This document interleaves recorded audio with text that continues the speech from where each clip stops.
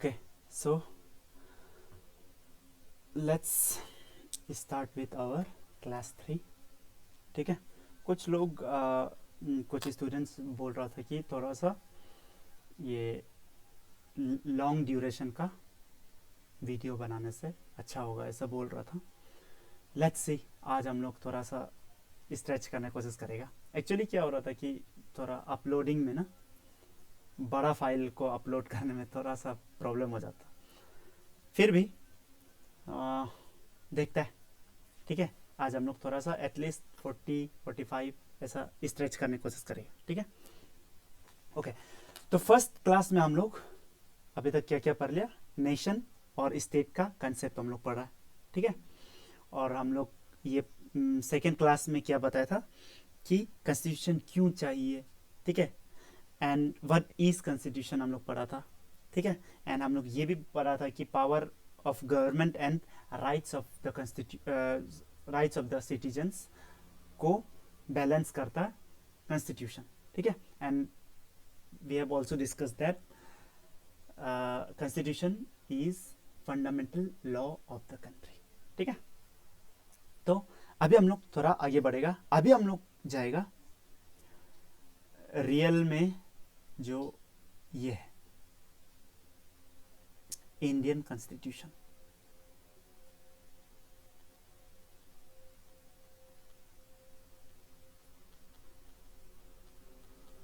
ठीक है, तो इंडियन कॉन्स्टिट्यूशन का बहुत सारा पार्ट्स है. ठीक है, तो कुछ कुछ पार्ट हम लोग को याद रखना है. ठीक है, जैसा पार्ट 1, चैप्टर 1 टाइप का पार्ट 1. तो पार्ट 1 में क्या है, यूनियन एंड इट्स ऐसा नहीं होगा, इट्स टेरिटरीज. ठीक है, तो पार्ट 1 में क्या लिखा हुआ है, यूनियन और उसका टेरिटरीज, मेनली जो टेरिटरीज है ना.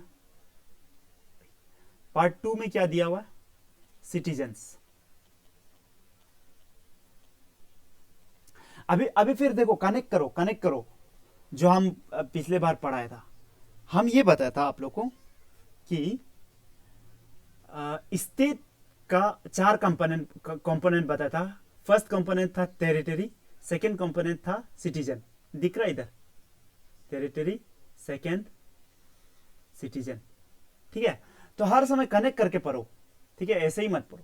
ठीक है, और हम ये बताया था कि ये दोनों का ऊपर में सोवरेन, थर्ड कंपोनेंट क्या है, सोवरेनिटी. ठीक है, और ये सोवरेन पावर को कौन एक्सरसाइज करता था, गवर्नमेंट. याद है? अगर याद है तो बहुत बढ़िया. ठीक है, याद नहीं तो फिर आप सो रहा था बस. ठीक है, वीडियो में सो रहा था, सोना नहीं. क्योंकि जब ऑफलाइन मोड में जब हम लोग क्लास कराता है तो उसमें क्या होता है कि आप मेरा चेहरा भी देखता है. ठीक है, फिर उधर में पढ़ाने का एक मजा एक होता है. यहाँ थोड़ा सा हमको थोड़ा सा प्रॉब्लम हो रहा है. ठीक है, क्योंकि आगे में कोई चेहरा नहीं. ठीक है, आगे में लैपटॉप है, बुद्धू जैसा लैपटॉप से बात कर रहे जैसा लगता है बीच बीच में. ठीक है, इडियट जैसा फील होता है. इडियट तो है ही. ठीक है, हम तो चलो आगे बढ़ता. ठीक है, सेकेंड है सिटीजन. थर्ड जो है, देखो ये सिटीजन को क्या क्या राइट देना है, वो है मेन राइट्स, फंडामेंटल राइट्स. तो पार्ट 3 में क्या है मेरा, पार्ट 3 में फंडामेंटल राइट्स है. अभी इसमें भी कनेक्ट करो. जैसा देखो, हम सिर्फ ये नहीं बोलेगा कि पार्ट 1 ये है, पार्ट 2 ये है, पार्ट 3 ये, याद कर लो, रट्टा मारो, नहीं. कनेक्ट करो. हम क्या बताया था, हम ये बताया था कि टेरिटरीज एंड जो सिटीजन्स है उसका ऊपर में सोवरेन पावर किसका पास में है, गवर्नमेंट का पास में. गवर्नमेंट के पास बहुत सारा पावर है, हम ये बताया था. और आपको ये भी बताया था कि कॉन्स्टिट्यूशन जो है वो गवर्नमेंट का पावर को रेस्ट्रिक्ट करता है. ठीक है, तो रेस्ट्रिक्ट कैसे करेगा, ऐसे ही करेगा, फंडामेंटल राइट्स देके. ठीक है। फंडामेंटल राइट से आप सिटीजन को दिया ना, सिटीजन्स को आप फंडामेंटल राइट दिया, ठीक है।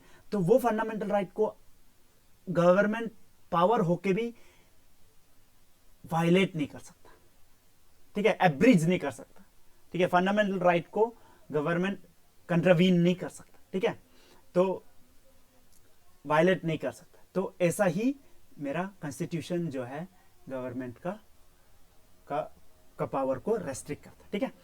तो ये हुआ पार्ट 3। पार्ट 4 तो एटलीस्ट कितना 10 पार्ट 10 तक एटलीस्ट थोड़ा याद होने से ठीक है, ठीक है, याद हो जाएगा, चिंता मत करो, ठीक है। फिर फोर्थ है डीपीएसपी, इस directive principles of state policy बोलता है। इसके ऊपर में हम लोग बहुत चर्चा करेगा, ठीक है। सिटीजन्स के ऊपर भी, ये सब के ऊपर में हम लोग चर्चा करेगा, ठीक है। डीपीएसपी के ऊपर भी चर्चा करेगा, तो चिंता मत करो, क्या है क्या नहीं है ये सब हम लोग बाद में बताएगा, ठीक है। फंडामेंटल अभी क्या हुआ, 5 आना चाहिए था, ठीक है, और ओरिजिनल जो वो था कॉन्स्टिट्यूशन में पार्ट 5 ही था 4 का बाद में, लेकिन जो इंदिरा गांधी है, मेरा मैडम इंदिरा गांधी, एक अलग एक पार्ट 4A बोल के इंसर्ट किया था, ठीक है। इसको बोलता है फंडामेंटल ड्यूटीज। बोला तुम लोग राइट, बहुत राइट मांगता है, चलो तुम थोड़ा ड्यूटी भी करो, ठीक है। इसका पीछे बहुत सारा कहानी है, अभी हम नहीं बताएगा, ठीक है। अभी हम जस्ट बता रहे कि कौन कौन चीज कहाँ कहाँ पे है, ठीक है, क्या क्या चीज कहाँ कहाँ पे, वो थोड़ा बता, ठीक है। तो फंडामेंटल ये part 4A fundamental duties. Now part 5A the union के ऊपर में, ठीक है। नेक्स्ट है पार्ट 6 स्टेट्स, ठीक है। पार्ट 6 में स्टेट्स का बारे में दिया हुआ है, ठीक है।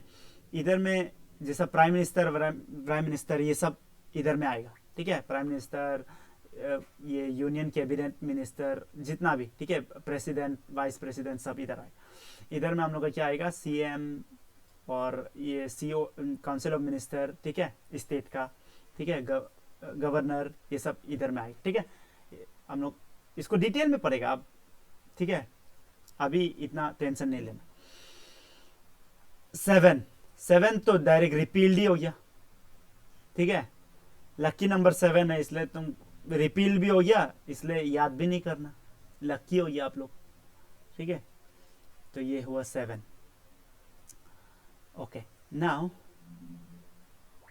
इसको थोड़ा सा इरेज कर देता, ये 7 हो गया ना।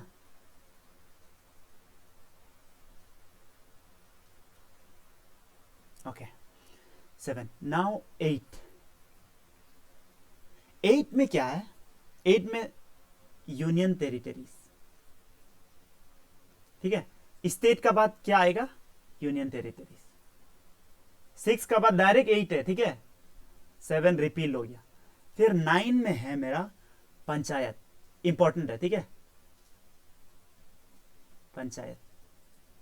10 में है मेरा 10 से पहले हम लोग 9A पढ़ेगा, ठीक है, 9A और 9B। तो 9 में पंचायत है, तो 9A में क्या होगा, म्यूनिसिपैलिटी ऑब्वियसली।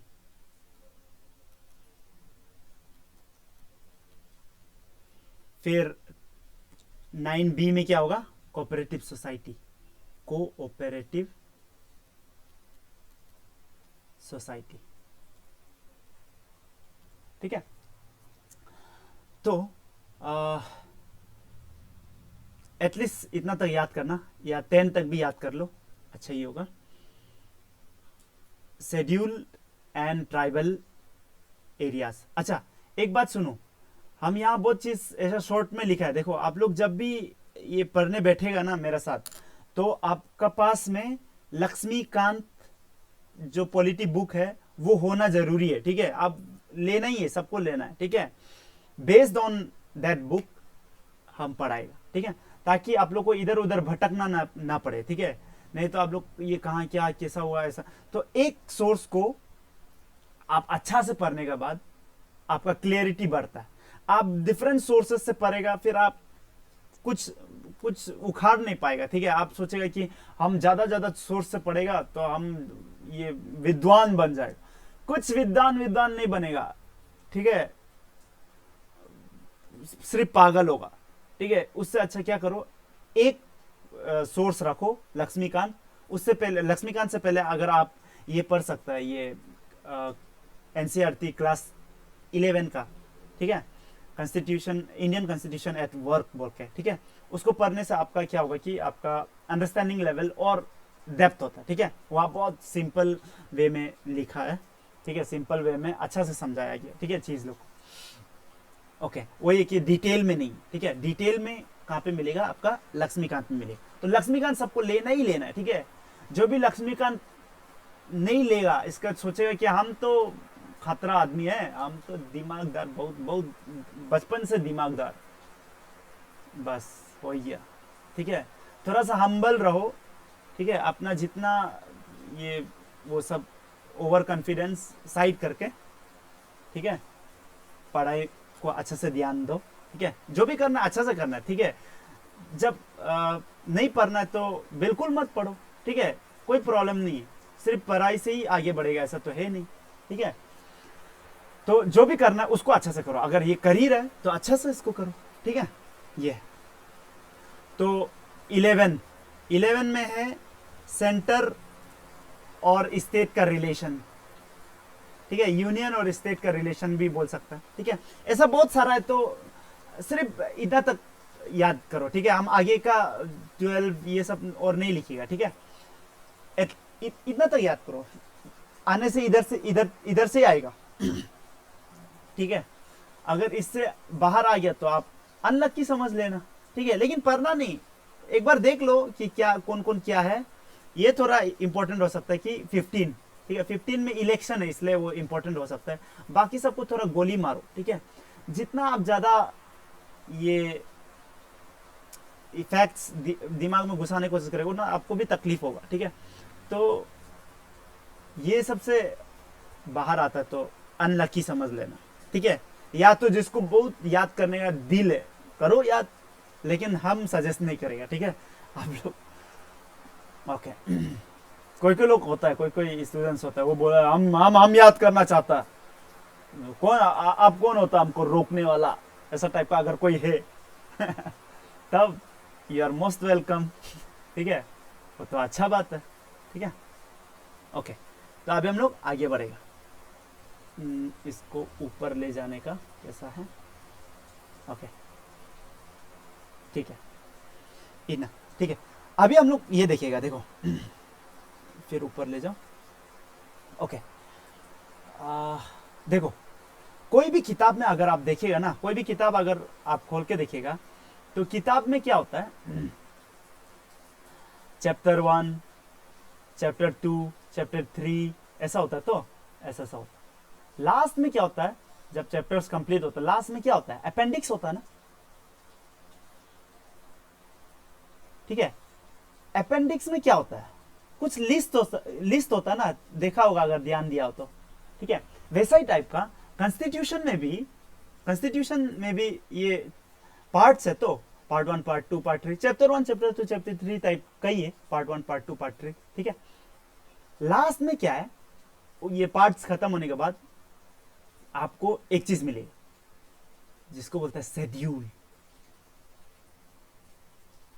तो शेड्यूल जो अपेंडिक्स टाइप का है, ठीक है, उतना टेंशन नहीं होना है। बहुत लोगों को पता ही नहीं शेड्यूल, जस्ट याद करके रखा है कि शेड्यूल 1 ये, शेड्यूल 2 ये, शेड्यूल 3 ये, याद सिर्फ मत करो, क्या है वो पहले जानो, ठीक है। अपेंडिक्स टाइप का, ठीक है। जैसा पार्ट 1 जो है, इसमें क्या दिया है, यूनियन एंड इट्स टेरिटरी। अभी जो स्टेट जो है वो इंडिया का टेरिटरी के अंदर आता है ना, ठीक है। तो स्टेट जो है पार्ट 1 में दिया होगा, लेकिन हर स्टेट को उधर में लिस्ट नहीं किया होगा, ठीक है। पार्ट 1 में पूरा हर स्टेट को लिस्ट नहीं किया, क्यों, क्योंकि पार्ट 1 बेकार का लंबा हो जाएगा, ठीक है।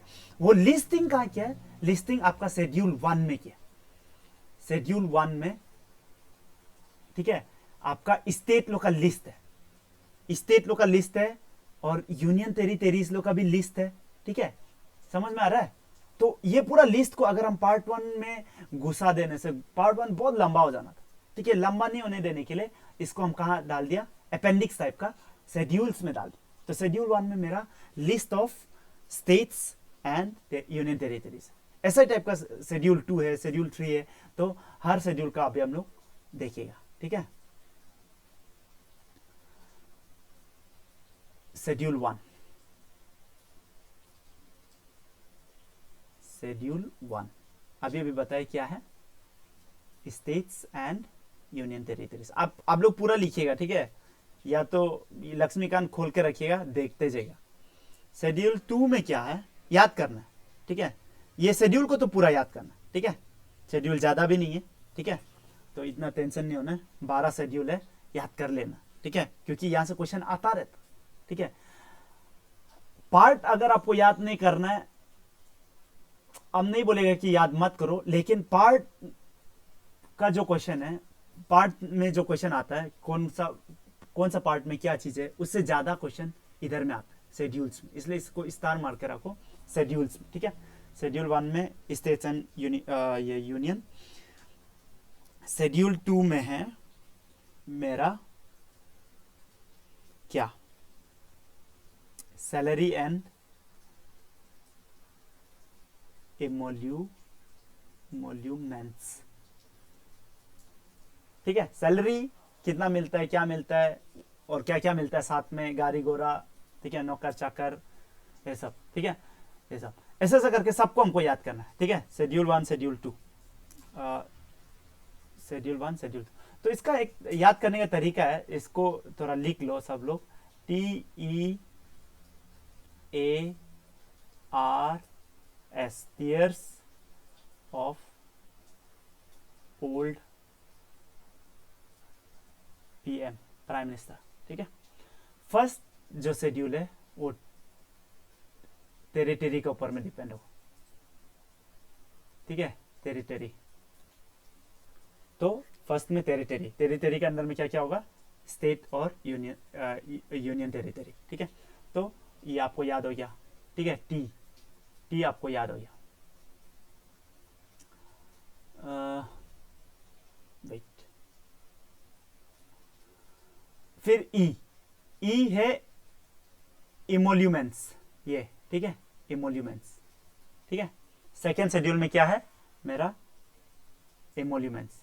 थर्ड शेड्यूल में क्या है, ओथ्स एंड एफर्मेशंस, ठीक है, एफर्मेशंस, ओथ्स एंड एफर्मेशंस बोलता हम लोग, ठीक है।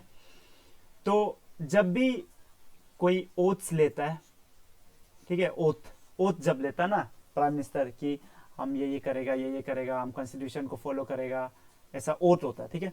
तो वो सब यहां पे लिखा हुआ है, ठीक है। नेक्स्ट है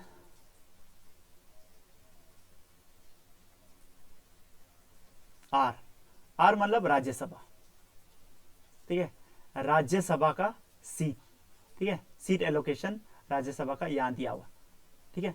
तो फिर एस है अपना ये शेड्यूल्ड एरियाज, ठीक है, scheduled areas and scheduled areas and tribal जो एरिया है उसका एडमिनिस्ट्रेशन, ठीक है। तो सो एक एक वर्ड याद करना है जिससे ये याद हो जाए, ठीक है। फिर ओ, ठीक है, ओ में क्या होगा, अदर शेड्यूल्ड एरिया, ठीक है। यहां क्या था, शेड्यूल एरिया था 5 में, 6 में क्या है, अदर शेड्यूल्ड एरिया, ठीक है, ये याद करना है, ठीक है। शेड्यूल्स पूछेगा, क्वेश्चन कैसा पूछेगा कि शेड्यूल नंबर ये 3rd में क्या है, तो आपको ये याद रखना है TEA, ठीक है, ए जो 3rd में था, तो A for affirmation, so oath and affirmation है आंसर, ऐसा, ठीक है। So other scheduled area. फिर एफ है मेरा फेडरल लिस्ट,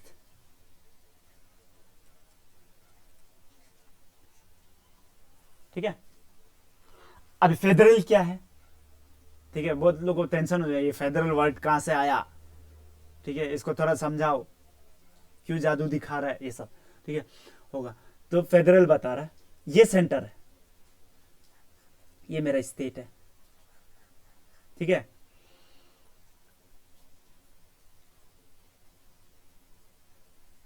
सपोज सेंटर में कौन है, अभी मोदी है, यहाँ पे पेमा खांडू है, ठीक है। तो मोदी बोलेगा कल से कांस्टेबल लोग को कितना सैलरी मिलना चाहिए, 1 लाख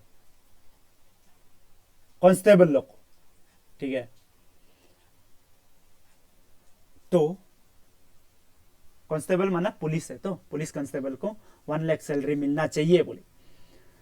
लेकिन ये नहीं होगा। क्यों नहीं होगा?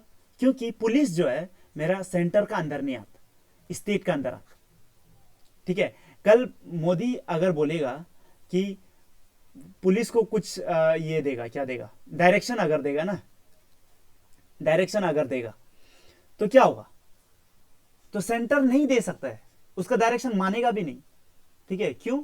क्योंकि स्टेट का अंदर में आता है पुलिस जो है स्टेट का ये एम्बिट में आता है, ठीक है। तो वैसे ही आर्मी फिर सेंटर का अंदर में आता है। पेमा खांडू बोलेगा आर्मी थोड़ा उधर जाओ, तो उसको मार के नहीं मानेगा, ठीक है। अभी आप लोग देख ही रहा होगा ये मुंबई में जो केस हो रहा है, ठीक है, मुंबई पुलिस। तो मुंबई पुलिस हर समय सीएम का ही सुनेगा, पीएम का नहीं सुनेगा, ठीक है, ऑब्वियसली, क्योंकि वो उसका अंदर में आता है, उससे ही सैलरी उसको मिलता है, ठीक है। तो ऐसा बहुत सारा चीज है, ठीक है, जो ये स्टेट का अंदर में आता है, और ऐसा बहुत सारा चीज है जो सेंटर का अंदर में आता है। तो देख रहे ना, डिवीजन ऑफ पावर है इंडिया में। हम लोग को देखिए कि डिवीजन ऑफ पावर है, ऐसा नहीं, सेंटर ये नहीं बोल सकता कि हमको सब चीज मिलना चाहिए या ठीक है। तो डिवीजन ऑफ पावर है, ठीक है। तो ये डिवीजन ऑफ पावर जो ये मेरा 7th जो शेड्यूल है उसमें दिया हुआ है कि कौन कौन सा चीज में किसका किसका पावर है, ठीक है। इसको हम थोड़ा मिटा देता है।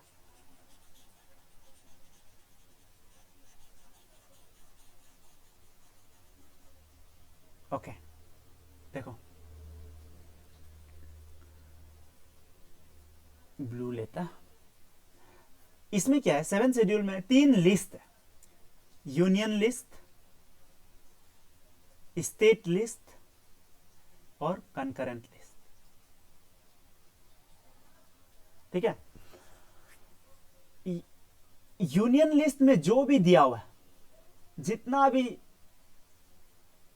यूनियन लिस्ट का अंदर में है, उसमें सिर्फ सेंट्रल गवर्नमेंट ही, ठीक है, सेंटर ही सिर्फ उस पर लॉ बना सकता है। स्टेट लिस्ट में जो भी दिया है उसमें सिर्फ स्टेट लॉ बना सकता है, ठीक है। जैसा फॉर एग्जांपल ये क्या बोलता है, पुलिस, अभी जो बताया था, पुलिस मेरा स्टेट लॉ में, तो पुलिस का बारे में कोई भी लॉ स्टेट ही बनाएगा, और आर्मी के ऊपर में ये बनाएगा।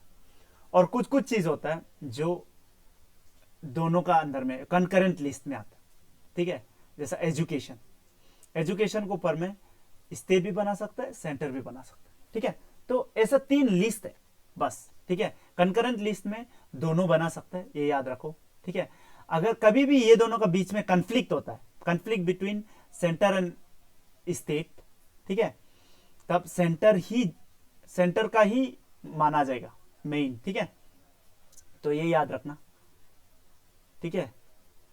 कभी भी कंफ्लिक्ट होगा, कंफ्लिक्ट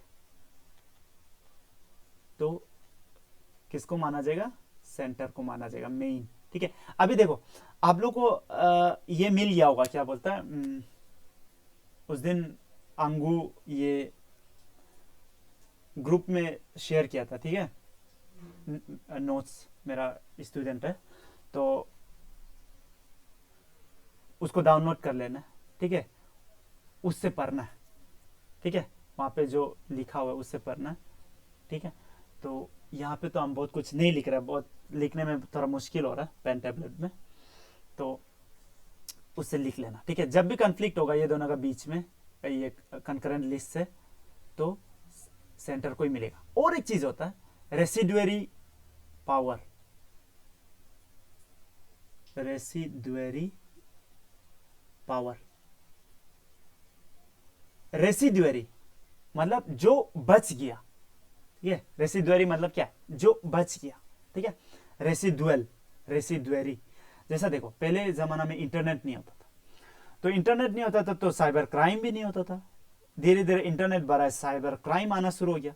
जब साइबर क्राइम आ गया, साइबर क्राइम जब बढ़ना शुरू हो गया, तब इसके ऊपर लॉ बनाना पड़ा, ठीक है। जब लॉ बनाना पड़ा तो पहले देखा कि कौन सा लिस्ट में कौन इसके ऊपर में लॉ बना सकता है। ऑब्वियसली ये कोई भी लिस्ट में नहीं था, क्योंकि उस समय में साइबर का बारे में कुछ कंसेप्ट ही नहीं था। तो तो ये क्या का अंदर आएगा, रेसिडुअरी का अंदर में आएगा, ठीक है। तो रेसिडुअरी पावर, तो इसका ये तीनों जो लिस्ट है, इसमें से भी कोई बच गया, फॉर एग्जांपल ये साइबर, ठीक है, तो वो उसके ऊपर लॉ कौन बना सकेगा, सिर्फ सेंटर बना सकेगा, सिंपल, ठीक है। So residuary power lies in hand of centre, याद रखना, ठीक है। ओके, सो बहुत कुछ हम लोग बता दिया, थोड़ा इसको मिटा देता है। अरे ये क्या हो रहा है, चूज नहीं हो रहा है, कुछ प्रॉब्लम हुई है क्या, नहीं हो रहा, ठीक है, हो जाएगा, ठीक है। ओके, सो 7 जो है मेरा क्या है, federal list. 8 is official language, official language, ठीक है। कौन कौन सा ऑफिशियल लैंग्वेज है उसका लिस्ट यहां पे दिया हुआ, ठीक है, तो याद करना, ठीक है। एल, अभी देखो एल को लैंग्वेज मत समझना, ओ फॉर ऑफिशियल लैंग्वेज है एल। अभी एल क्या है इसके बारे में समझने के लिए आपको थोड़ा सा हिस्ट्री जानना होगा, ठीक है, थोड़ा सा हम हिस्ट्री बताएं। ओके, जब जवाहरलाल नेहरू प्राइम मिनिस्टर था, ठीक है, रिसेंटली प्राइम मिनिस्टर बना था, और हम लोग 1947 में देश आजाद हो गया। तो जवाहरलाल नेहरू को यह था कि इंडिया को हम क्या करना है, डेवलप करना। इंडिया को डेवलप करने के लिए क्या बनाना पड़ेगा, इंफ्रास्ट्रक्चर्स बनाना पड़ेगा, रोड बनाना पड़ेगा, रेलवेज बनाना पड़ेगा, ठीक है, अलग इंफ्रास्ट्रक्चर्स बनाना पड़ेगा, ठीक है, ठीक है, इंडस्ट्रीज बनाना पड़ेगा, ठीक है। तो उसके लिए क्या चाहिए, लैंड चाहिए, लैंड। अभी ध्यान से सुनो, और ज्यादातर लैंड उस समय में किसका पास था, जमींदार का पास में था। तो जमींदार जो है, ये लोग बोला नेहरू साहब हम आपको जमीन नहीं देगा, हम आपको जमीन क्यों देगा, ठीक है। तो जवाहरलाल नेहरू बोले क्यों नहीं देगा, हम छीनेगा। जमींदार बोला आप नहीं छीन सकता, आप छीन ही नहीं सकता मेरा लैंड को, क्यों, क्यों ना, मेरा फंडामेंटल राइट, उस समय में फंडामेंटल राइट टू प्रॉपर्टी, जो राइट टू प्रॉपर्टी उस समय में फंडामेंटल राइट का अंदर में था, ठीक है। और फंडामेंटल राइट को कोई वायलेट नहीं कर सकता, ठीक है। अगर कोई फंडामेंटल राइट को वायलेट करेगा, उसका अगेंस्ट में हम लोग कोर्ट में अपील डाल सकते हैं, डायरेक्ट सुप्रीम कोर्ट जा सकते हैं, ठीक है। ये सब चीज हम लोग बाद में फंडामेंटल राइट जब पढ़ेगा ना, उसमें हम लोग क्लियर करेगा। अभी के लिए यही समझो कि राइट टू प्रॉपर्टी उस समय में फंडामेंटल राइट था, इसलिए आप लैंड को नहीं छीन सकते। जवाहरलाल नेहरू, ये तो गड़बड़ हो गया, सोचा, ठीक है। तो अभी क्या करना, ठीक है, तो वो बोला कि हम एक नया शेड्यूल लाने जा रहे हैं, शेड्यूल नंबर 9, ठीक है। हम एक नया शेड्यूल लाने जा रहे हैं, शेड्यूल नंबर 9, ठीक है। ओके, शेड्यूल नंबर 9 जिसमें कोई भी लॉ अगर घुसा, ये शेड्यूल नंबर 9 में अगर घुसाता है ना, तो वो लॉ को पहले एल मतलब लॉ लिख लो, लॉ, ठीक है। हम क्या बोले सुनो, अभी ध्यान से सुनेगा, ठीक है। जवाहरलाल नेहरू क्या किया, 9th शेड्यूल, एक शेड्यूल क्रिएट किया, ठीक है। ये शेड्यूल में जो जो भी चीज घुसाया जाएगा, ठीक है, जो जो भी लॉ को घुसाया जाएगा, वो लॉ का अगेंस्ट में आप कोर्ट नहीं जा सकते, कोर्ट नहीं जा सकते। क्या बोला, समझ में आ रहा है ना? री से बोल रहा है, आप ध्यान से सुनेगा, क्या बोला है, शेड्यूल नंबर 9 का अंदर में जो भी लॉ, अगर हम कोई भी लॉ घुसाता है, ठीक है, पार्लियामेंट कोई भी लॉ घुसाता है, तो वो लॉ जो है उसका खिलाफ में आप कोर्ट नहीं जा सकते। और लैंड रिफॉर्म लॉ को आर्टिकल 9 के अंदर घुसा दिया। इसमें क्या घुसा दिया, लैंड रिफॉर्म। समझ में आ रहा ना, लैंड रिफॉर्म। तो लैंड रिफॉर्म वाला जब अगर ये शेड्यूल नंबर 9 में ला दिया अभी, और उस समय में और भी कुछ किया था, वो क्या किया था कि राइट टू, ये क्या बोलता है, ये इसको अभी हम डिस्कस नहीं करेंगे, नहीं तो आप लोग कंफ्यूज हो जाएगा, ठीक है। इसमें वो और एक चीज ऐड किया था, ठीक है, जिससे आप जमींदार का लैंड को ले सकता है, ऐसा एक प्रोविजन डाला था। कौन सा आर्टिकल में डाला था वो सब अभी आपको बताया था, आप ज्यादा कंफ्यूज हो जाएगा तो पूरा खिचड़ी हो जाएगा, तो खिचड़ी नहीं पकाता है। आप सिर्फ ये समझो, उस समय में जवाहरलाल नेहरू 9th शेड्यूल लाए, और 9th शेड्यूल में कुछ लॉज, जो भी लॉज को घुसाएगा वो लॉज का अगेंस्ट में आप कोर्ट नहीं जा सकता है, फर्स्ट। और सेकंड क्या लाया था, कॉन्स्टिट्यूशन में ये एक चेंज लाया था कि अभी प्रॉपर्टीज को हम ले सकते, ठीक है। तो वो हम लोग बाद में डिस्कस करेंगे। सो मेरा मेन मकसद यही था कि जो एल है, एल मतलब लॉ है, ये आप याद रख लेना। और उसका अंदर में one of the most important law land reform first था, ठीक है, फर्स्ट लॉ जो 9th शेड्यूल में लाया गया था, तो इसलिए ये इंपॉर्टेंट हो जाता है। तो कभी कभी क्वेश्चन ऐसा आता है, ठीक है, क्वेश्चन ये बहुत बार क्वेश्चन पूछ चुका है कि लैंड रिफॉर्म ये कौन सा लिस्ट में, ठीक है, कौन सा शेड्यूल में, तो 9th शेड्यूल, ये बार बार आया है, ठीक है। क्वेश्चन ऐसा आता है कि कौन सा शेड्यूल में मेरा ये डायरेक्ट ऐसा पूछेगा कभी कभी कि फिफ्थ शेड्यूल में क्या है, नीचे ऑप्शंस दे देगा, ठीक है। तो 5th शेड्यूल में आपको बता ही दिया, टी से शुरू करो, टी 1 2 3 4 5 मतलब एस मतलब शेड्यूल एरियाज, ठीक है। अगर आपको बोलेगा 7 में क्या है, तो 5 6 7 में क्या है, फेडरल लिस्ट, जिसमें यूनियन लिस्ट, स्टेट लिस्ट और कंकरेंट लिस्ट है, ऐसे ऐसे करके, ठीक है। हम जो भी बोल रहे हैं उसको याद करते चलो, ठीक है। ओके, सो 9th शेड्यूल में क्या है, laws that can't be challenged in law of court. Okay, next है 10th schedule, very very important, ये बार बार क्वेश्चन में आया है, इसको स्टार मारो थोड़ा, बहुत बार क्वेश्चन में आया, ठीक है। 10th शेड्यूल में क्या है, कुछ नहीं बोलना, डिफेक्शन है, ठीक है। डिफेक्शन क्या है थोड़ा सा हम बता देगा, बाद में हम लोग इसके ऊपर चर्चा तो करेंगे। ये डिफेक्शन मतलब ये है कि अगर एक कोई पार्टी है, बीजेपी, ठीक है, सपोज बीजेपी पार्टी है, ये लोग लेजिस्लेटिव असेंबली में एक वो लाने जा रहा है, क्या लाने जा रहा है, एक बिल लाने जा रहा है, ठीक है। और वो बिल में ये बीजेपी वाला लोग बोला कि हम सब लोग इसका फेवर में वोट करो, ठीक है, ये बिल का फेवर में वोट करो। सपोज 6-7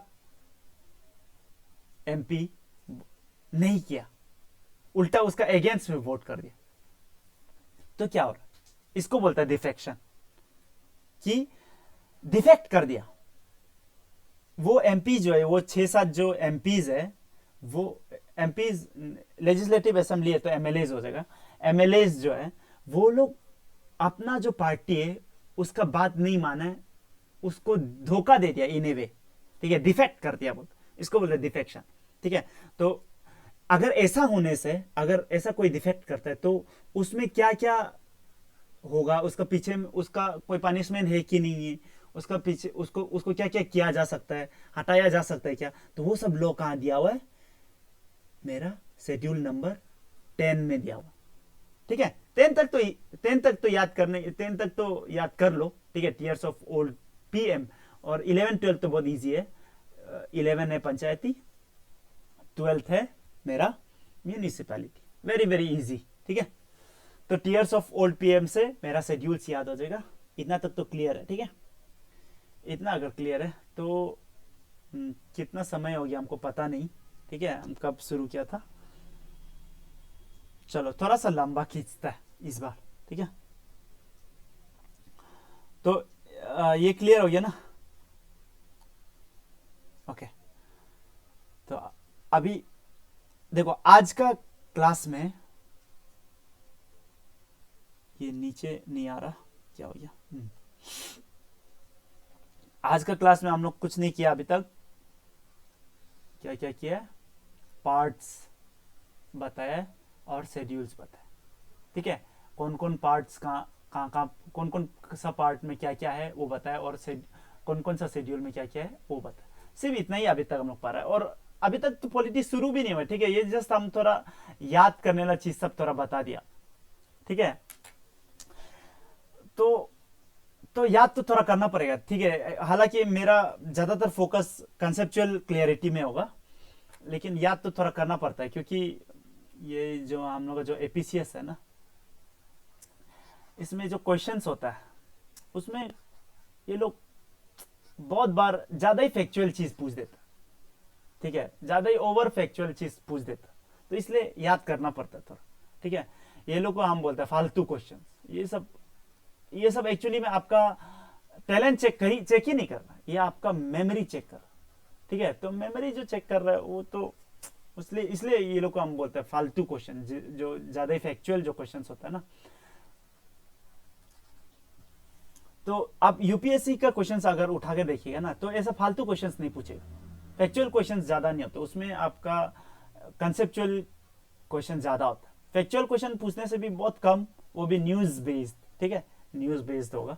ऐसे ही लक्ष्मीकांत से कोई एक फैक्चुअल क्वेश्चन पूछ दिया, ऐसा ऐसा बहुत कम बार करता, ठीक है, यूजुअली नहीं करता। लेकिन एपीसीएस में बहुत ज्यादा क्वेश्चन कभी कभी फैक्चुअली कर देता, ठीक है। लेकिन इस बार आपको पता है कि सिलेबस चेंज हो चुका है, सिलेबस चेंज हो चुका है, तो शायद पैटर्न चेंज हो भी सकता है, तो आप लोग इसके लिए रेडी रहना। इसलिए कंसेप्चुअल क्लैरिटी बहुत इंपॉर्टेंट है, कंसेप्ट में ध्यान दो। आप लोग सिर्फ रट्टाबाजी मत करो, बहुत जगह में रट्टाबाजी ही सिखा भी रहा है, ठीक है, आपका भी गलती नहीं है, ठीक है, बहुत लोगों का गलती नहीं। कंसेप्चुअल क्लैरिटी, ठीक है। नाउ अभी हम लोग थोड़ा सा फ्रेमिंग ऑफ द कॉन्स्टिट्यूशन देखिए।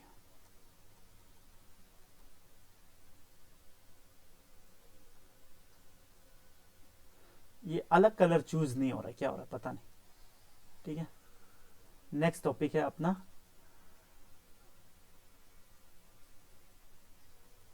Framing of the constitution.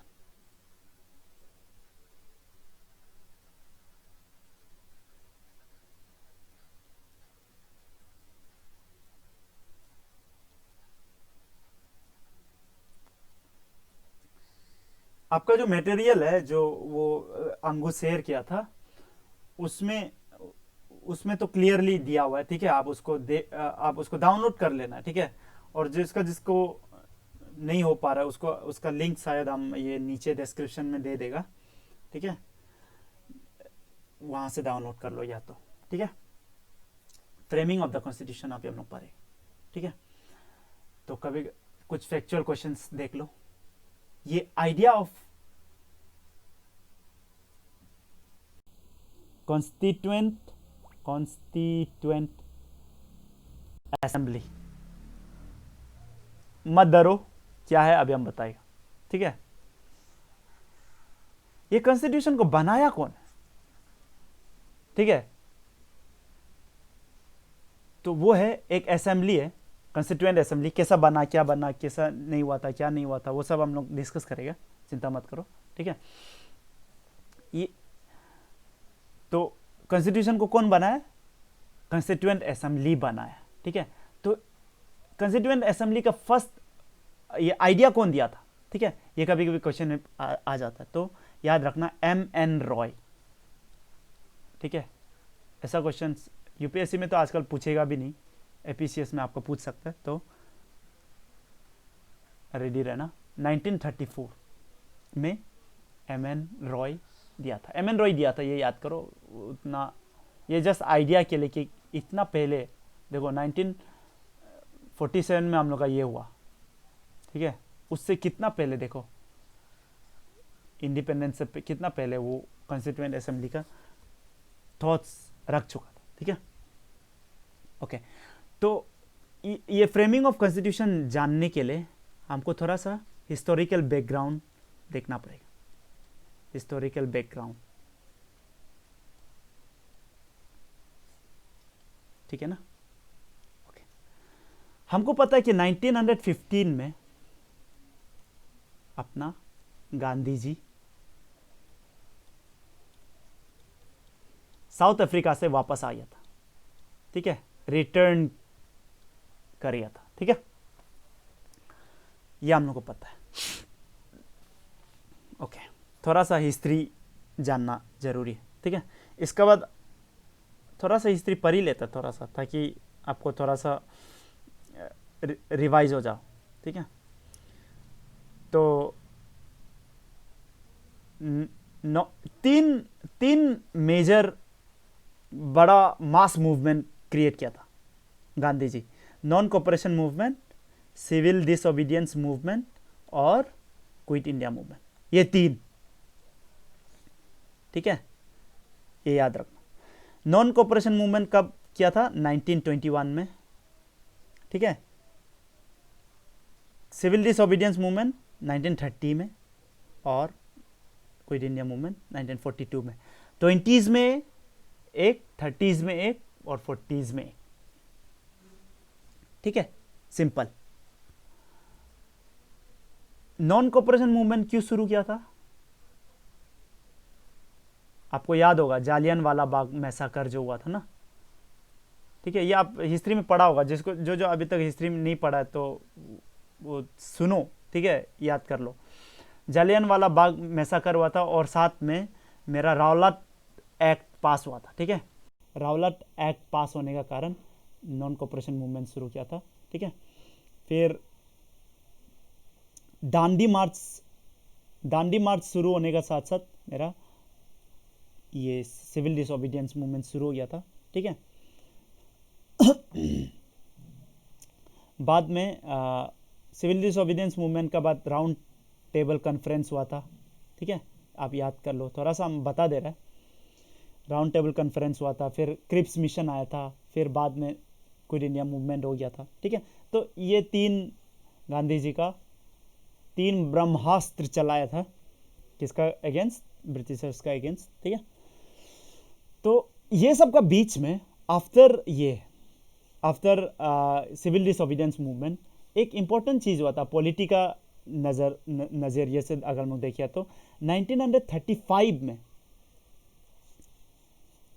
ठीक है, 1935 में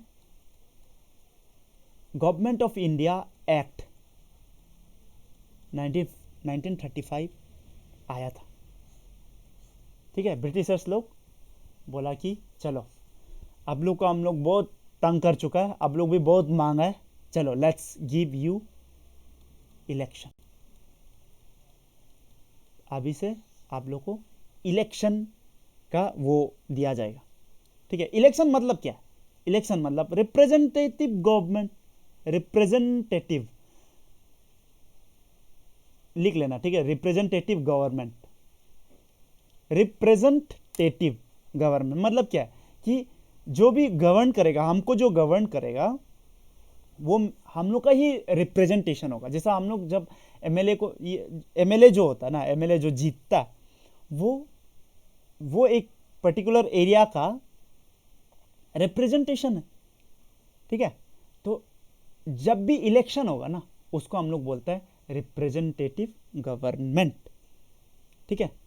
तो ब्रिटिशर्स बोला गवर्नमेंट ऑफ इंडिया एक्ट 1935 में कि यू हैव इलेक्शन, अभी आप लोग का पास रिप्रेजेंटेटिव गवर्नमेंट होगा। और देखो, लेकिन इलेक्शन ये सबको नहीं दिया था, ठीक है। राइट सबका पास नहीं, किसका पास में है, बहुत लिमिटेड, ठीक है, लिमिटेड फ्रेंचाइज।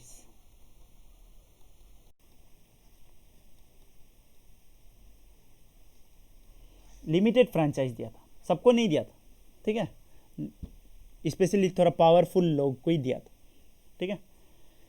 तो देखो 1935 जो मेरा एक्ट है, उसमें बहुत सारा चीज़ दिया है, ठीक है, जो कि एक्चुअली हम हिस्ट्री में पढ़ाएगा आप लोगों को, ठीक है। यहाँ पे हम सिर्फ थोड़ा सा पॉलिटी से रिलेटेड चीज़ को पढ़ा रहा, ठीक है। तो अगर क्वेश्चन आएगा एग्ज़ाम में कि इलेक्शन का कंसेप्ट कब दिया, ठीक है, या which of the following is a feature of government of India act 1935 होगा। ऑप्शन में अगर रिप्रेजेंटेटिव गवर्नमेंट या लिमिटेड फ्रेंचाइज ऐसा अगर दिया होगा तो टिक मार लेना, ठीक है, ओके। तो 1935 में क्या बोला कि इलेक्शन होगा, और 1937 में हमारा इलेक्शन हुआ भी, ठीक है, इलेक्शन हो गया। हम थोड़ा सा हिस्ट्री में जा रहा है, ठीक है, और हिस्ट्री उतना ही जा रहा है जितना पॉलिटी में हमको मदद होगा, ठीक है। इलेक्शन हेल्ड, इलेक्शन हुआ। देखो 11 प्रोविंस था ना, ब्रिटिश का कितना प्रोविंस था, 11 था। 11 में से 8 में, ठीक है, 8 में तो प्योरली कांग्रेस जीता, ठीक है, कांग्रेस जीता, ठीक है। तो 11 प्रोविंसेस में, ठीक है, तो बहुत बड़ा विक्ट्री था, ठीक है, ओके। तो लेकिन अभी देखो 1939 में क्या हो गया, अचानक सेकेंड वॉर शुरू हो गया। अभी तक तो ठीक चल रहा था, ठीक है, 1937 इलेक्शन भी दे दिया, सब खुश था, ठीक है। चलो मिनिस्ट्री भी बनाया, ठीक है, बहुत अच्छा अच्छा काम भी किया, जो आप लोग ये हिस्ट्री में पढ़ा होगा, ठीक है। वो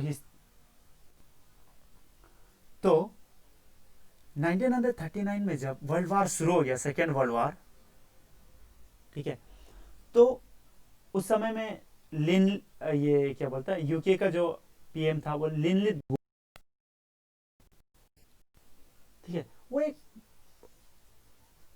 बिना कांग्रेस को पूछ के, आईएनसी को पूछ के, बिना कांग्रेस को पूछ के, इंडियन नेशनल कांग्रेस को पूछ के डायरेक्ट बोल दिया कि India is part of war with UK. क्या बोल दिया, इंडिया ये सेकेंड वर्ल्ड वॉर का पार्ट है और यूके की तरफ से लड़ रहा है। तो ये चीज जो मजा नहीं आया, ठीक है, सब लोग बोला मिनिस्ट्री छोड़ रहा है, ठीक है। यहाँ पे जो जितना ये कांग्रेस जो मिनिस्ट्री था ना, मिनिस्टर सब बोला हम छोड़ रहा है, ठीक है, और हम सपोर्ट नहीं कर रहा, हमको वार में मत ले जाओ, ठीक है। नाउ यहाँ पे ध्यान दो, तो इसको थोड़ा सा वो करने के लिए, तुम लोग बहुत हल्ला मचा रहा है, तुम लोग खुश रहो बोल के अगस्त ऑफर आया था, ठीक है। जो जो हिस्ट्री पढ़ा है उसको ये सब इजी लग रहा होगा, जो जो नहीं पढ़ा है उसको थोड़ा थोड़ा वो लग रहा होगा, ठीक है, हेजी लग रहा होगा। सुन के रखो, ठीक हो जाएगा, ठीक है। तो अगस्त ऑफर में लिनलिथ गो बोला है, चलो अगर आप, कांग्रेस को बोला है, अगर आप हमको वर्ल्ड वार 2 में सपोर्ट करता है, अगर सपोर्ट करता है तब आप वर्ल्ड वार 2 का बाद, ठीक है, आफ्टर समय, उस समय में सपोर्ट करने से आफ्टर वर्ल्ड वार हम आपको क्या दे देगा, डोमिनियन स्टेटस।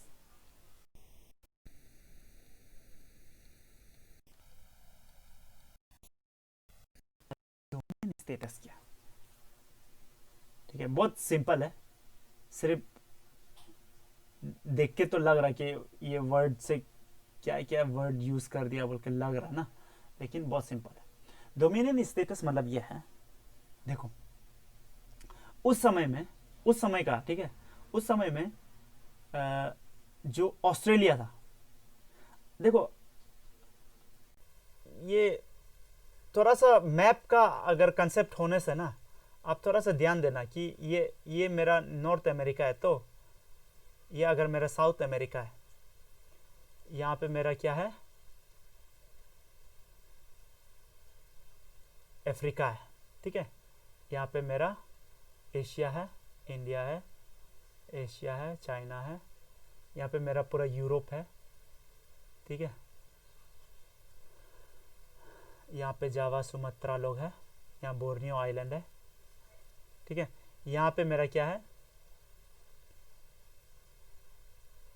ऑस्ट्रेलिया, ठीक है, यूके मेरा यहाँ पे, यूके, ठीक है, और हम लोग यहाँ पे, और यूके इधर, उस समय में ऑस्ट्रेलिया भी कॉलोनी था, ठीक है, ये जो ऑस्ट्रेलिया है ये भी कॉलोनी था, तो ये लोग को डोमिनियन स्टेटस मिला हुआ था। डोमिनियन स्टेटस मतलब ये होता है कि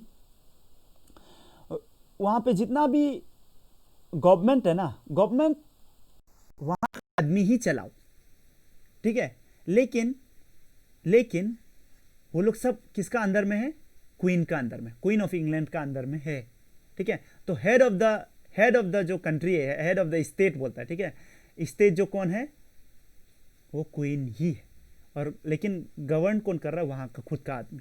डोमिनियन डोमिनियन स्टेटस मतलब ये, तो उस समय तो ब्रिटिशर्स ही गवर्न कर रहा था इंडिया में, और ब्रिटिशर्स ही, और क्वीन ऑफ इंग्लैंड ही मेरा क्या था, हेड ऑफ द स्टेट भी था, तो डोमिनियन स्टेटस देगा ऐसा बोला था अगस्त ऑफर में, ठीक है, कब, अगर आप वर्ल्ड वार 2 में हम लोग को सपोर्ट करेगा, ठीक है, ऐसा बोल दिया। और साथ साथ में ये बोला कि डोमिनियन स्टेटस होगा तो क्या होगा, गवर्न कोई और गवर्न इंडियंस करेगा ना उस समय, अगर डोमिनियन स्टेटस दे देने से, तो इंडियंस अगर करेगा तो गवर्न कैसा करेगा, कुछ तो कॉन्स्टिट्यूशन बनाना पड़ेगा ना, तो कॉन्स्टिट्यूशन बनाने के लिए हम लोग कॉन्स्टिट्यूएंट असेंबली बनाना पड़ेगा, तो कॉन्स्टिट्यूएंट असेंबली का बाद में जो ये है कंसेप्ट है, मेटेरियलाइज यहां में हुआ है आफ्टर अगस्त ऑफर, ठीक है, जब वो लोग बोला कि ये डोमिनियन स्टेटस देगा, ठीक है, हालांकि ये सब हम लोग बाद में देखेगा कि देखो ये अगर हम लोग हिस्ट्री पढ़ेगा ना, तो हम लोग ये पता चलेगा कि हम लोग बोलेगा कि नहीं, हम लोग को डोमिनियन स्टेटस चाहिए नहीं, क्या बात कर रहा है, नेहरू लोग बोला, ठीक है, स्पेशली जवान जवान वाला लोग बोला, नेहरू सुभाष चंद्र बोस, क्या बात कर रहा है, हमको डोमिनियन स्टेटस चाहिए ही नहीं, हम 1929 को ही बोल दिया था आपको, हमको क्या चाहिए, पूर्ण स्वराज चाहिए, बोला था ना, तो पूर्ण स्वराज माने पूरा कंप्लीट इंडिपेंडेंस, स्वराज, तो ये सब आप हिस्ट्री में पढ़ेगा, अभी हम ये सब का में नहीं जाएगा, सिर्फ हमको ये बताना था, ये कंस्टिट्यूएंट असेंबली का जो कंसेप्ट है ये कब उभर के आया, डोमिनियन स्टेटस, ठीक है, डोमिनियन स्टेटस का जब अगस्त ऑफर आया तो डोमिनियन स्टेटस का जो कंसेप्ट था उसी बेसिस पे आया था, ठीक है, तो ये सब है, ये सब बहुत सारा कहानीबाजी हुआ है, ठीक है, सो अगस्त ऑफर फेल हो गया था, ठीक है, अभी देखो हम थोड़ा सा ये देखिएगा, थोड़ा आगे बढ़ेगा, ठीक है। अभी 1946 में थोड़ा सा ध्यान देगा, ठीक है। हम थोड़ा सा बीच का जो हिस्ट्री है उसको हटा दिया। क्यों हटा दिया? क्योंकि वो हम लोग हिस्ट्री में पढ़ेगा ही, ठीक है, और फिर बेकार का लंबा हो जाएगा। तो 1946 में क्या हुआ देखो, 1944 आते आते मेरा वर्ल्ड वार 2 कंप्लीट हो गया था ना। यूके बहुत वीक हो गया, ठीक है। ज्यादा लड़ेगा तो क्या होगा? वीक ही तो होगा, ठीक है। हम लोग, बहुत लोग बोलते हैं कि इंडिया और चाइना लड़ना चाहिए, लड़ना चाहिए। अरे लड़ने से तुम्हारा इकोनॉमी भी तो डाउन होगा, ठीक है, बहुत सारा प्रॉब्लम होगा, ठीक है, बहुत लोग का जान भी जाएगा, तो थोड़ा सा प्रॉब्लम भी है, ठीक है।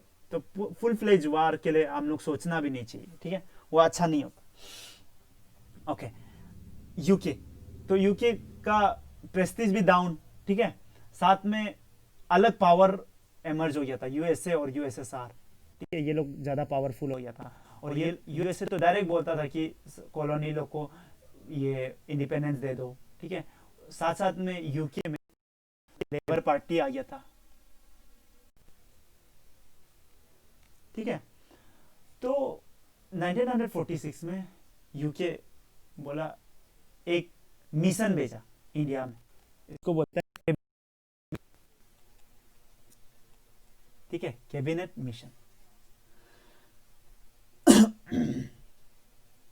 ओके, कैबिनेट मिशन जो है, कैबिनेट मिशन जब भेजा तो ये डिस्कस करने के लिए भेजा कि क्या करेगा, ठीक है। एक कंस्टिट्यूएंट असेंबली बनाएगा कि दो? क्यों दो? क्योंकि हम लोग अगर हिस्ट्री पढ़ेगा तो फिर आपको पता चलेगा कि मुस्लिम लीग लोग कुछ और डिमांड कर रहा था। वो लोग बोल रहा था कि 2 कंस्टिट्यूएंट असेंबली बनाओ, एक पूरा इंडिया के लिए और एक मुस्लिम के लिए, ऐसा, ठीक है। धीरे धीरे वो जो पाकिस्तान का जो कंसेप्ट जो हम यहाँ नहीं बता पाएगा, ठीक है। तो कैबिनेट मिशन बोला कि नहीं, 2 नहीं होगा, ठीक है, दो कंस्टिट्यूएंट असेंबली नहीं बनेगा, ठीक है। एंड लास्टली हम थोड़ा सा कट शॉर्ट कर रहा है कहानी को, ठीक है, हिस्ट्री में पढ़ लेगा हम लोग, ठीक है। बाद में इसको मुस्लिम लीग नहीं माना, तो कैबिनेट मिशन प्लान थोड़ा सा फेल टाइप का ही हो गया था, ठीक है। तो बाद में फिर से मेरा माउंट बेटन को भेजा, ठीक है। माउंट बेटन को बोला, BATEN, माउंट बेटन को बोला, जाओ तुम ये लोग को थोड़ा समझा के आओ, ये लोग क्या कर रहा है, ठीक है, ये लोग क्या कर रहा है, हम लोग जाना चाह रहे हैं, ये लोग इतना देरी क्यों कर रहा है, कंस्टिट्यूएंट असेंबली भी नहीं बना ठीक से, ठीक है। तो बोला कि तुम जाओ और ये लास्ट राउंड ऑफ टॉक है, बताओ, ठीक है, इंडियंस लोगों को बताओ कि ये लास्ट राउंड ऑफ टॉक है, इसका दाम जा रहा है, ठीक है। तो उस बेसिस पे ये जो यहाँ पे जो कैबिनेट मिशन प्लान है ना, ये अभी हम सिर्फ कहानी बता रहे हैं, इसके बाद हम इसको कंसोलिडेट करेगा, ठीक है, चिंता मत करो। कैबिनेट मिशन प्लान का हिसाब से कंस्टिट्यूएंट बन गया, ठीक है, ये इंपॉर्टेंट चीज है, ठीक है। तो क्वेश्चन कभी कभी ये आता है कि on based on which plan constituent assembly was formed. तो एग्जांपल क्या है, आंसर क्या है? कैबिनेट मिशन प्लान, याद रखना, ठीक है। कैबिनेट मिशन प्लान से ही मेरा कंस्टिट्यूएंट असेंबली आया है, ओके।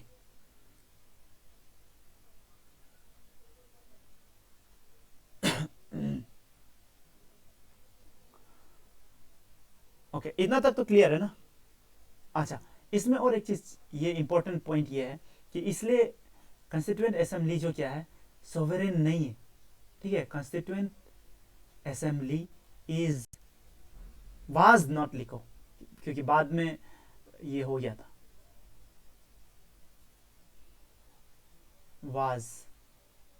Was not sovereign.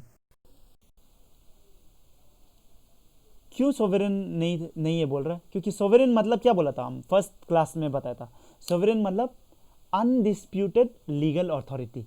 मतलब ये जो क्या है मेरा, कंस्टिट्यूएंट असेंबली को अगर सोवरेन बोलना है तब तो उसका ऊपर में कोई भी रुकावट नहीं होना है ना, कोई भी रेस्ट्रिक्शन नहीं होना है ना, उसका फुल फ्रीडम में वो काम करना चाहिए ना।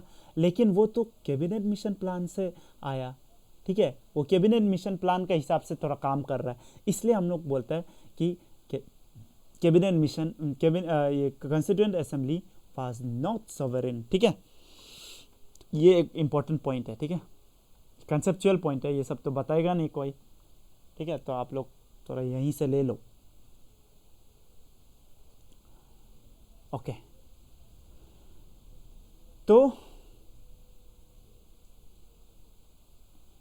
ओके, तो और एक पॉइंट यहां पे ऐड करो। आफ्टर इंडिपेंडेंस क्या हो गया? कैबिनेट, ये कंस्टिट्यूएंट असेंबली सोवरेन। ठीक है, इंडिपेंडेंस होने के बाद सोवरेन हो गया। इसका बाद वो कोई प्लान व्लान का हिसाब से नहीं चलेगा।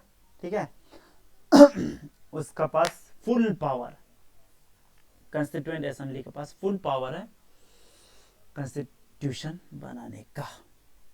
ठीक है, तो आज के लिए हम लोग इतना तक ही रखते हैं।